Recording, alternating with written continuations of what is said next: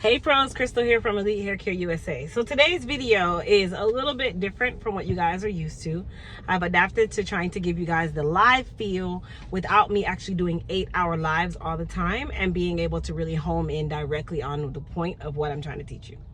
So again, in this video, you guys are going to learn how to care for your natural hair when we get to the point of getting prepared for the actual silk press like a professional.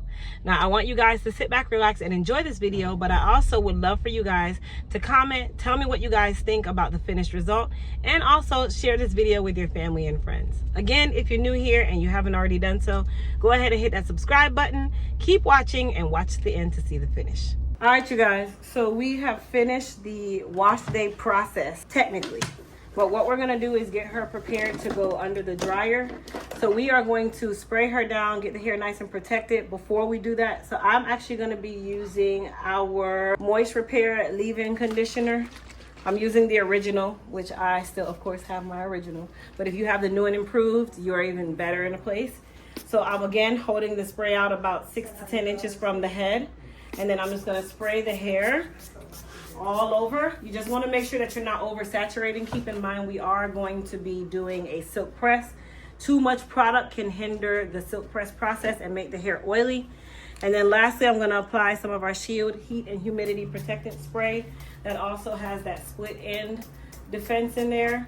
Again, holding it out from the head, and then I'll just rub it or distribute it in through the hair, just using my hands. But should you be dripping wet when you do this? No, because that is not going to help this process. It's actually just gonna make it where the hair is super heavy when it's time for you to do your press.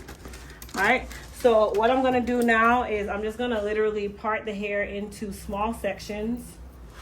If you have a lot of hair, you can do as many sections as you want. This is just gonna make the dry process a lot less stressful for you, a lot easier to manage. If you have children, this is the best way to get the hair prepared before you actually go in with a blow dryer. So I like to do small sections. So I pin the hair, you're gonna use your gator clips, and then I literally take my comb or your detangle brush, whichever you choose. In her case, because she has a lot of volume, I'm gonna split her sections in half.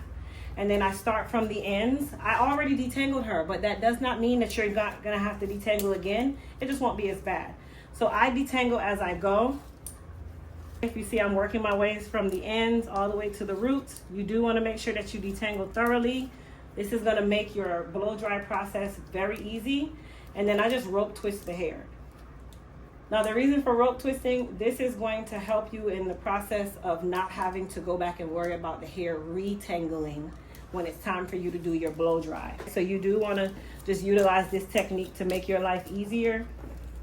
And I always say, whenever you're doing your wash day, it starts at the bowl, but in every step of the process, you want to make sure, especially after your conditioner, that you are combing through the hair and detangling as best possible, specifically for you guys who are natural.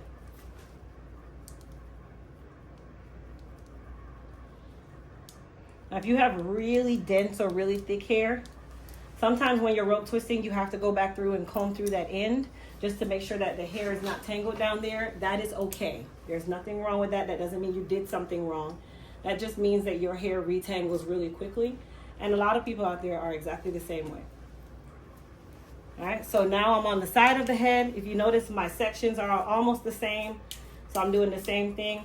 I like to work from nape, side, side, and crown, or nape, side, crown, other side. This really depends on where I'm at and how difficult my detangle process might be, or how thick the hair is. So she has some breakage right here in the middle. That is okay. We're gonna address and see all of that once it's time for us to do the silk press portion. It's not something that I'm gonna worry about right now because there's nothing I can do about it. It's just to understand when I'm going to do her trim. That is when I really want to see where everything is, how everything lays, where she has a lot of breakage, that kind of thing. And then we'll talk about going forward what she needs to do. We talked about it a little bit a moment ago at the shampoo bowl. But this is when you really want to be able to observe what your hair needs and what's going on with your hair. Here I'm going to go, I can already tell that I'm going to have a section right here because this section likes to tangle.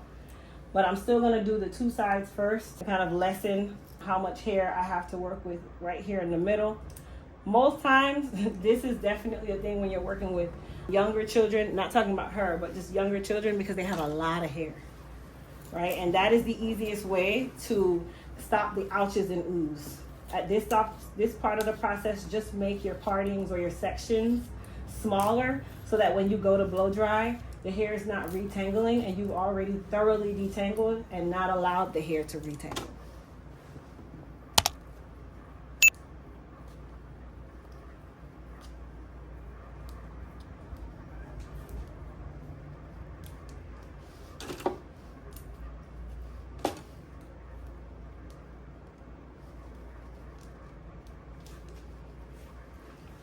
Alright, so this section here in the crown, I'm going to literally part it off because I can tell this is the area that likes to tangle a lot. That is also the area that touches the pillow when you sleep. So again, it's not unorthodox for that to be a situation. And then this is where I'm gonna start at the ends and work my way in. She also has some breakage in here. So wherever there's breakage, especially when you're natural, that area does typically tangle more because you have different lengths in different places. So while the ends right here may be split, remember that hair is broken and it can also split at those ends as well. So it's just creating a breeding ground of just tangling because you have split ends in between split ends.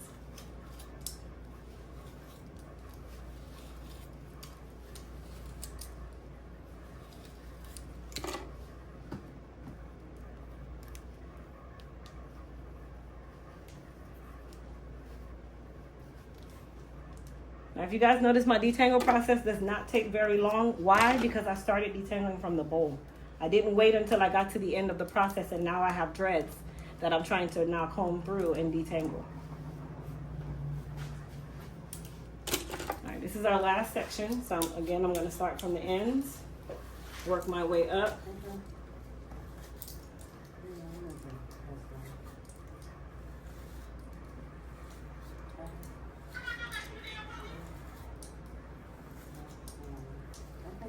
So if you guys notice, I'm going from ends to root, but I'm also not going too fast where I'm trying to go in now and do it from here. No, I'm working my way down so that I know that once I do get to the roots, I'm done. And I've thoroughly detangled everything.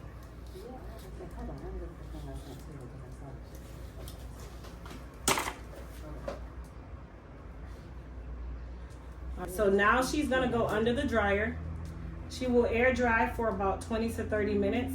I know some of you might be in a rush, but this is not the time to be rushing your hair care because this is all going to help you when it comes on to your styling and also helping you to keep the hair nice and healthy. Now, I'm going to end the video at this stage. I want you guys to definitely look out for the next part, which is going to be part 3 of the process, for you to see the silk press and how we're able to achieve those professional results that you can do also at home. Don't forget to hit the subscribe button and also don't forget to follow me on Instagram. Bye.